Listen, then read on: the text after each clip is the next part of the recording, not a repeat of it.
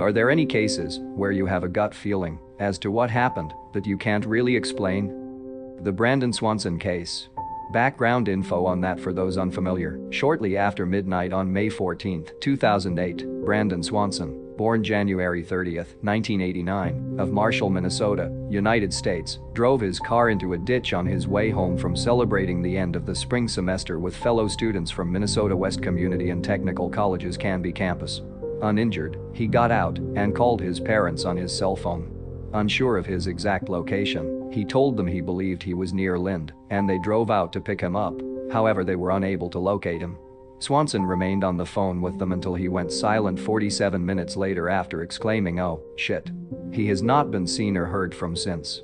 As for my gut instinct, apparently before saying "oh shit" and the phone went dead, he had told his parents he was walking towards some lights and cutting through farmland. My gut instinct is that, while walking through the farmland, he fell into an open/abandoned well on the property. I almost did the same thing myself while checking out an abandoned farm in Missouri. Almost walked right into an open well in the ground. It was hidden by tall grass and some sticks. Only thing that stopped me is that I tripped over the hidden stone rim of the well, which caused me to say the exact same thing as Brandon, "oh shit," and I looked down and was just quick enough to put my other foot on land next to the well, instead of putting it right in the middle of the well, which is where that foot was headed. Had I not done that, my other foot would have stepped right into the well as I put all my weight on it. It happened in the split of a second. So I think he did the same thing, but because it was dark out, couldn't catch himself or see what he tripped over in time, and he fell down the well, thus either A, dropping his phone into the nasty old stagnant water when he would have naturally attempted to grab onto the edges on his way down, or B, dropped it on the ground next to the well as he fell in, as many people would try to use their hands to catch themselves, which means dropping whatever it was they had in the hands to begin with. But no matter what, his parents on the other end of the phone would just hear "oh shit," then the phone line going silent or dead from the water. But I don't think his body is there anymore. Apparently there was a farmer in the area he went missing from, where he was the only farmer who didn't allow the police to search his land.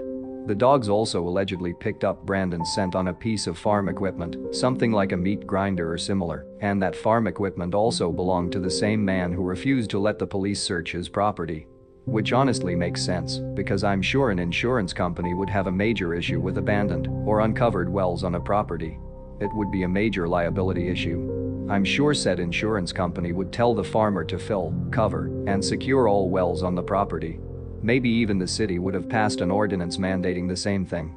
And if this farmer didn't do that and then found an already dead body in his well that he failed to secure, well, I could easily see how that farmer would fear being found guilty of manslaughter through criminal negligence, and that's not even including the lawsuit he would face from the family or city.